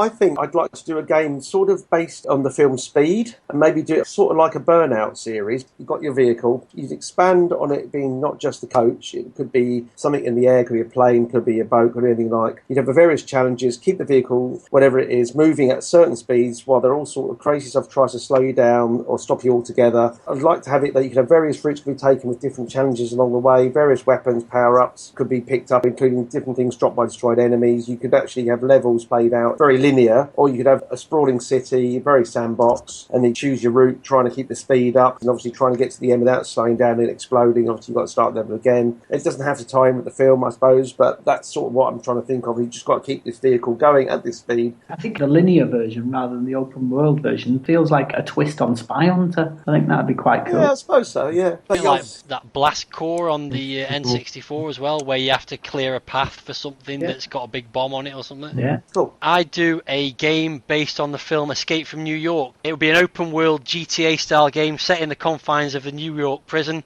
starring Snake Plissken, of course. And there'd be 2 game modes. There'd be a movie mode which recreates the plot of the movie, from landing on top of the World Trade Center, rescuing the president and escaping over the Brooklyn Bridge, and would work on the same time limit that Snake had in the movie, which I think was about 14 hours or something like that. Once movie mode is complete, there would be an original story mode where Snake is re-imprisoned and can escape in a variety of ways, interacting with new characters and managing resources like any other open world game. There'd also be a variety of multiplayer modes set within the city, including car races and capture the flag type games. That sounds ace as well. Graham? I don't know if any of you know of a game. It came out on the PlayStation 2. It's not particularly well known. It's called SOS, The Final Escape. I know that one, Graham. Yeah, I think this is a great game. So I would aim to do something similar, probably based around a big blockbuster such as San Andreas, the recent film about an earthquake in San Francisco. And it would really be about the aftermath of this big earthquake. Obviously, there'd be a big cutscene at the beginning showing the earthquake and the damage it's causing, background of your character, etc., setting it up. Maybe losing contact with a family member or something like that, or the overarching plot is about trying to get to a family member, or even just trying to escape the earthquake. And then you could include a series of aftershocks, or maybe even, of course, a scene with the tsunami that happens later in the film. The gameplay would be sort of room by room or area by area, and you'd have not a lot of shooting action, but there'd be, say for instance, there'd be other people to rescue and to help, and it'll be more puzzle focused. You have to solve certain puzzles in order to escape a room. And also it could meld in the type of gameplay of a game I've been playing a lot recently, Rise of the Tomb Raider, where you acrobatically try and avoid things. But it could really be a neat game which, in a change from a lot of games, doesn't actually involve much shooting and killing of people. It actually involves just trying to survive, really, an original kind of survival horror game. Not zombies, but nature itself you're trying to survive. Yeah, I like that idea as well, a survival thriller rather than survival horror. That's an interesting concept. Okay, well, thanks for that. We've exhausted the world of video games, so I think it's time for us to move on to our regular film club feature. It was my choice last month, and I offered the 2013 mind-bending low-budget drama Coherence, which was filmed for a reported $50,000. And the film's got a great story and some unexpected twists and a pretty sinister undercurrent as it goes from melodrama to thriller, when 8 guests at a dinner party are affected in strange ways during the passing of Miller's comet. I was originally attracted to the film because the premise that I read suggested it might involve time travel, and I love a good time travel movie. But whilst this wasn't actually the case, I was gripped from start to finish. The quality of the filmmaking on such a low budget is pretty amazing, and the cast all play the parts really well. But it's the believable, if somewhat simplified, science and the ability to keep you on the edge of your seat that stands out. On rewatching, I found that even though I knew the outcome, I was still as tense as I was when I first watched it. And I know I'll return to the film numerous times again. I'm going to give it 4.5 stars out of 5, and I hope you guys loved it as much as I did. So let's see what your thoughts were. Matt? Well, I don't think I loved it quite as much as you did. It definitely made my brain hurt. It was a clever and interesting concept, and as you said, pretty well made for the budget. I think they made the best of a small location and a lot of darkness. I think that helped cover perhaps some of the inconsistencies that might otherwise come out of a low budget film. It did get a bit difficult to follow, and the ending to me seemed a bit rushed, although I did like the last scene where the woman's looking at, I think it was her husband, was it? And his phone's ringing, and it's her ringing, but it's not her ringing. Yeah. So that was quite clever. The idea of the different coloured glow sticks and pens was useful in like keeping track of people, but if they're all the same people before this divergence of realities or whatever, wouldn't they all pick the same colours? Unless that was the divergence. time, I suppose so. I thought it was a bit hard to believe that the majority of them would just accept what was going on without completely freaking out. Yeah. But if you put that to one side, then the acting was mostly good, like you said, although the woman who played the woman with the funny drugs that she gave someone, Beth, her character name was, she was pretty terrible. What I found particularly interesting when I was looking into the background of this is that the writer-director of it is now working on an upcoming Fraggle Rock movie. No. Yeah. I don't know what he's going to take to that, but it could be interesting. So I didn't think it was amazing, but for the budget, it was certainly well made and definitely original and interesting. So I'm going to go with 3 stars. Okay, Graham. Well, I think this was a really interesting choice because, let's face it, we all watch a lot of big blockbusters and a lot of people complain about those sort of films. And to those people, you can always say, well, there's also films like Coherence. You have to seek them out, but they are there. Plot-driven movies with an interesting story and a low budget, and it proves that it can be done, and there's no reason why you can't enjoy these sort of films as much as you would any blockbuster. And I find it absolutely amazing that it was made on, was it $50,000 you said? It's just incredible, really. I don't think the film's quite as good as you make out, Gordon, and I don't think it's quite as clever as it thinks it is. I believe a lot of the acting was ad-libbed, and it does show in places. I agree with Matt that I think the actress who played the blonde character was particularly embarrassing to watch in places, but most of the acting was generally okay. It stretched credulity a lot, like Matt said, in that the people were just kind of accepting what was going on. It's like, oh, a comet's coming over, it's causing all sorts of weird shit. Oh, well, this must be happening, and they were trying to figure it out when most people would likely just be going batshit crazy and hiding in the closet. But it is a very clever film, actually. I was being slightly sarcastic there, and what I appreciated anyway in it was the creepy air in it. It was just so otherworldly all the time, and it gave you the feeling that if while you were watching it there was a knock at the door or something, you would really be really unnerved. And I think that is a great feeling for a movie to be able to create, and the fact that they've done it on such a small budget just proves that it's not about the special effects or any crap like that, although they can help. It's generally about creating tension through a plot device and atmosphere. So overall, I enjoyed it an awful lot. I found the ending just a little bit on the unsatisfying side, but I thought it was very well made in general, and I will give it 3.5 out of 5. Okay, thank you. Simon. I think Matt and Graham have summed it up perfectly, really, with most of it. On that budget, I think they've come up with a cracker, to be honest. It got confusing in parts, but I still think it was well produced, it was well handled, and I like the idea that when the characters went out the house, it wasn't necessarily the ones that left the house. It was the same people, but from a different reality. So you were like, oh my God, were they the original one from there? You didn't know, and they didn't know. It just got so convoluted, no one seemed to know who was with what house. It just really got your brain going, and you just did not know what way this was going to happen. It generated such an amazing ambience from such a very low budget film. He filmed in a house with just a few people coming in and out the door. So yeah, I think I'll give it 4 out of 5 because I really enjoyed it. Great, okay, that's pretty positive all around. One of the reasons why the budget was so low was because the house itself was the director's home, so there was no costs for using the location. And a lot of the actors were just friends of the director, so I do think that they've done a hell of a job on such a low budget.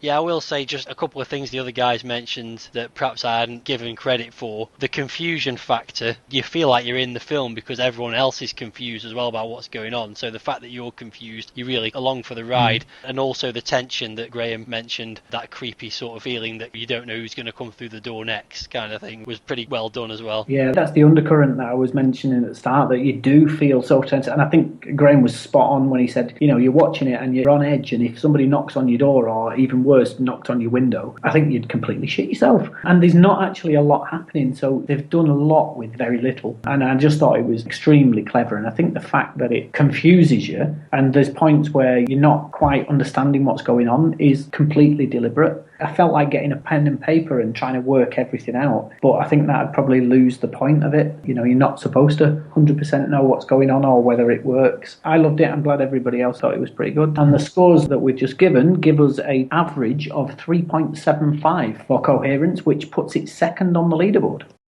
Matt gets the film club choice for our next show, and his previous choice, Star Crash, currently sits at the bottom of the film club leaderboard. So Matt, what treasure have you got for us this time? Well, it's from a similar sort of era, a little bit later, but hopefully not quite as terrible as Star Crash, or at least I don't think so. The film I've chosen for the next film club is Project A, which is a Jackie Chan film from 1983, one of his earliest to actually have a plot outside of the normal stories that most kung fu films of that era had. It's one of the first Jackie Chan films I ever saw, actually. There was a bunch of them shown on Channel 4 one Christmas when I was about 15 or 16, and it was Project A, Armour of God, Police Story and Wheels on Meals. This film's set in 19th century Hong Kong, and it features Jackie Chan as a member of the Navy that has to deal with a group of pirates, amongst other issues. It also stars Yuen Biao and Sammo Hung, two other actors who collaborated with Jackie Chan on a number of films. This was actually the first one that they starred in. They're known as the Three Brothers in early 80s Hong Kong kung fu cinema. And it features plenty of slapstick comedy and some amazing death-defying stunts, some of which are inspired by classic scenes from Buster Keaton and Harold Lloyd. This era was definitely Jackie Chan's best for these outrageous stunts, long before he came to Hollywood and people cared about health and safety. And in my opinion, Project A is Jackie Chan's best film, surpassing anything he did in the 80s, 90s and beyond, and when he came to Hollywood. There's a full version of the movie available on YouTube, but that's the nasty dubbed version with different music. This is of course a film with Cantonese language and English subtitles, so you're better off getting the version from Amazon on DVD, which is about £5. How do you spell action? How do you spell adventure? How do you spell awesome? Jackie Chan, the world's #1 action hero, is back in Jackie Chan's Project A. A gang of pirates has taken control of the high seas, and the military is powerless to stop them. But now, the fate of his homeland is being threatened. Attack! And things are getting personal.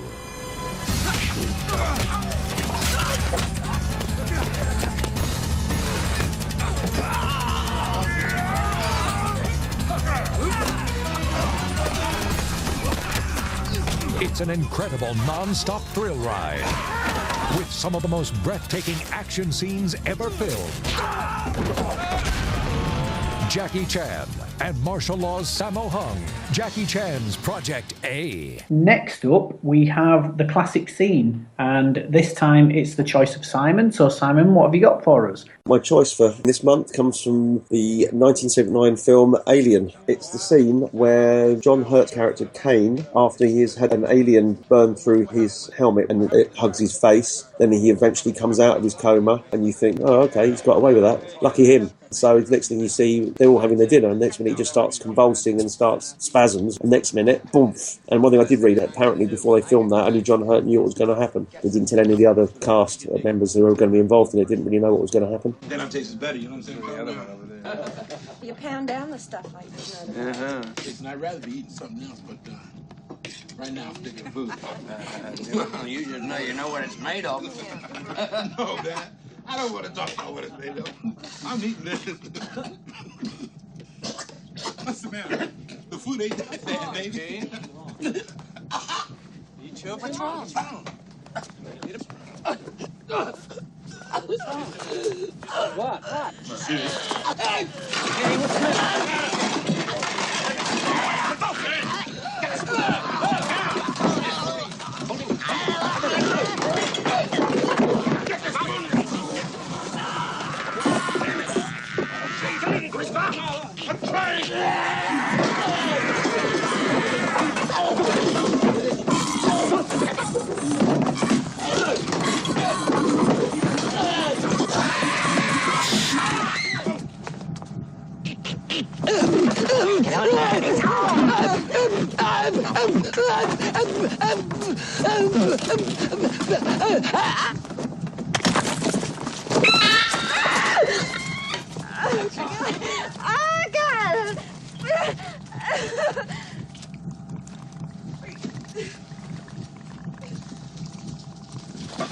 No, no, Don't touch it! Don't touch it!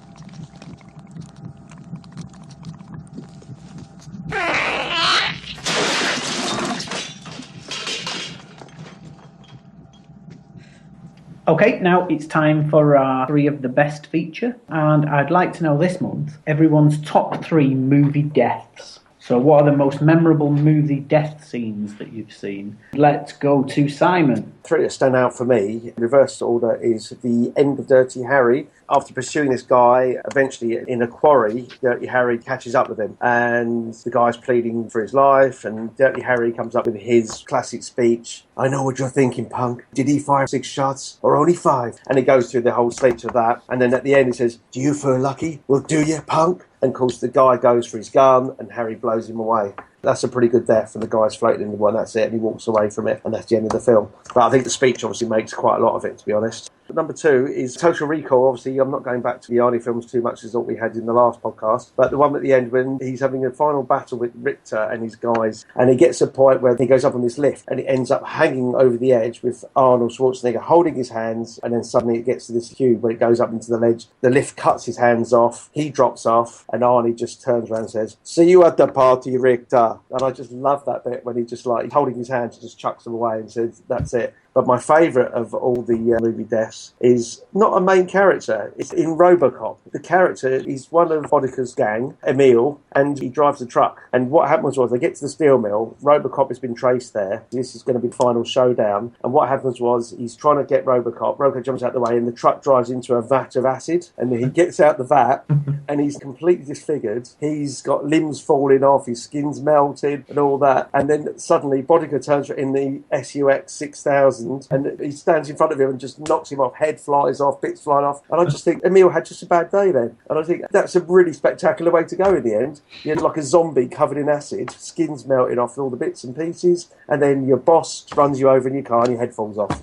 Absolutely amazing. Okay, well, I'm going to give you mine next. And in third, I was going to pick something from Final Destination because pretty much every 10 minutes in all of the Final Destinations, there's a brilliant death scene, but that probably made it a little bit too easy. So instead, I've swung far left and gone for a Disney film. So I've picked the scene in The Lion King where Mufasa is fighting with Scar and he's hanging over a ledge, desperately trying not to fall into the migrating buffalo that are stampeding below. Scar digs his vicious claws into the paws of Mufasa and then flings him out into the onrushing buffalo. And for a cartoon, and a Disney cartoon at that, it was quite a harrowing scene, and it proved that you can do serious drama even in a comedy film. And they threw this scene in that was quite shocking, and I thought it was an absolutely amazing scene. Second, I've chosen the scene in Jurassic Park where Muldoon's pursuing the raptors that have escaped from the pens, and he spots one of them and he's just about to train his shotgun on there, and he realises that the others have followed the attack pattern that he was telling us about earlier in the film, where one's straight ahead but the other two are flanking round the sides, and he's got this air of resignation and he just looks up and goes, "Clever girl," and then they attack and tear him to shreds. But my top movie death might be a bit of a surprise, but I've gone for Samuel L. Jackson in the film Deep Blue Sea. And the sight of him being eaten in one bite by some kind of enhanced shark isn't exactly groundbreaking,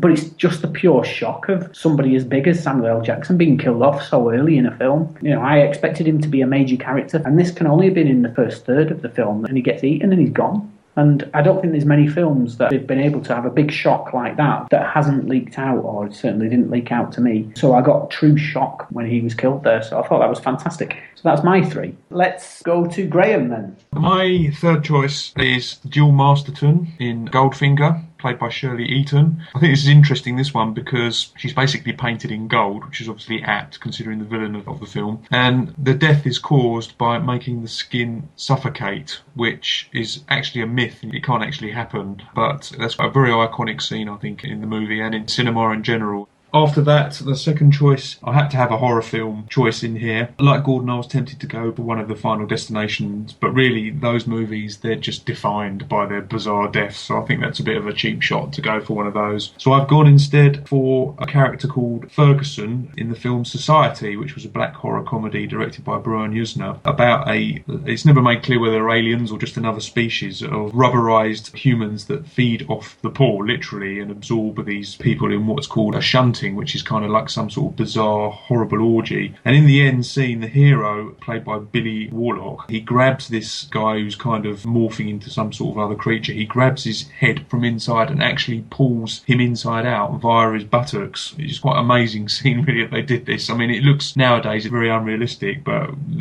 the intention there is clear, and it's just absolutely bizarre death. And my number one choice is from Blade Runner, which is Roy Batty at the end, played by Rutger Hauer, when finally his time ends. I suppose he's not dying, he's just shutting down. And after spending like the last 20 minutes of the movie trying to kill Harrison Ford, he finally realises that his end is near. He saves Harrison Ford and he gives this iconic speech, which has been made famous for this scene, and just sits there and slowly expires as Harrison Ford watches on. That is absolutely stunning seeing that. So well done for choosing that one. Yeah, I thought about that one as well. It's an amazing scene. Absolutely amazing. Okay, Matthew, that just leaves you to give us your top 3. My third choice, like most of you, I've had to choose one from a horror film, and it's from Friday the 13th, Part 7.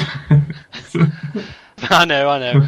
It's a scene where Jason happens upon a couple of campers camping in a tent. The bloke's outside and he gets rid of him pretty quickly. But the woman, he slices through the side of a tent with a machete and drags her out in a sleeping bag, and then just picks the sleeping bag up at one end and whacks it against a tree and kills her with a very satisfying thud. No. So that's my number 3. My number 2, slightly more dramatic film, Platoon, and it's Sergeant Elias, played by Willem Dafoe. He gets killed right at the end of the film and throws his arms up in the air in a death scene so iconic that it was actually used as the poster for the film. And number 1, not a major character by any means, but a very memorable death, from Raiders of the Lost Ark, the Cairo swordsman showing off his skills with the sword, and Indiana Jones pulls his gun and just blows him away and walks off. It's a brilliant scene, yeah. Yeah, that is brilliant. Yeah, definitely. I've got to say, your Platoon choice, that scene is the first time I ever cried at a movie. Because you think he's going to make it to the helicopter, and then you realise he's not going to do, and that's just heartbreaking, that scene. I felt the same about the woman in Friday the 13th, Part 7. I thought she was going to have a good night's sleep. Okay, that was an interesting look into the dark side of movie end scenes. Let's move on then to our original soundtrack feature. As always, we like to end on a song, and Simon's the man choosing our closing theme this time. So Simon, tell us what classic soundtrack you're highlighting this month and the track that you've chosen as our endgame music. My choice is from the 1994 Quentin Tarantino film Pulp Fiction. It's got quite a good soundtrack. There's quite a lot of good tracks on it, but the band Urge Overkill, they made a cover of Neil Diamond's Girl, You'll Be a Woman Soon, and it was used in the scene with Uma Thurman. She's got this really amazing tape projector thing. It looks like one of the old tape machines that you used for like projecting films onto cinemas in the old days, but it's obviously used for music. And she has had a night out with John Travolta's character, and they've actually narcotics at some point. And it's a memorable scene from a film for the memorable scenes, because obviously Pulp Fiction has a lot of memorable scenes in it, and this is actually a nice scene. Nothing happens, no one dies, it's just she dances in her lounge, which is from a film that has planes get blown out in cars and all sorts of stuff, and yeah, it's nice, and I just like that. So it's Urge Overkill covering Neil Diamond's Girl, You'll Be a Woman Soon. Great stuff. We'll play that shortly. So all that's left now is for Graham to let us know what to expect on the next show. Thank you, Gord. Next time on Movie Muse, we are discussing our love of disaster movies. No, not Heaven's Gate, Showgirls or Robocop 3, but those classic flicks that pit man against nature, aliens, himself, and all manner of other lethal adversities. So hold on to your hats for Movie Muse Episode 8, coming soon. Thanks, Graham, and Simon, and Matt, and thanks to people who listen to the show on iTunes and YouTube. Our last life has been depleted, and we don't have any more 10p's, so I guess that means that for another Movie Muse show, this is game over. Girl, you'll be a woman soon. I love you so much, can't count all the ways I've died for you, girl, and all they can say is he's not your kind. They never get tired of putting me down, and I never know when I come around what I'm gonna find. Don't let them make up your mind. Don't you know, girl, you'll be a woman soon. Please, come take my hand.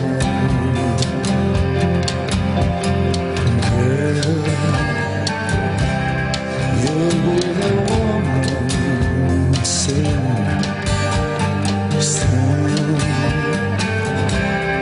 You'll be the woman. I've been misunderstood for all of my life, but with this thing girl just cuts like a knife. The boy's no good. Well, I finally found what I'm looking for, but if they give a chance, I'll end it for sure.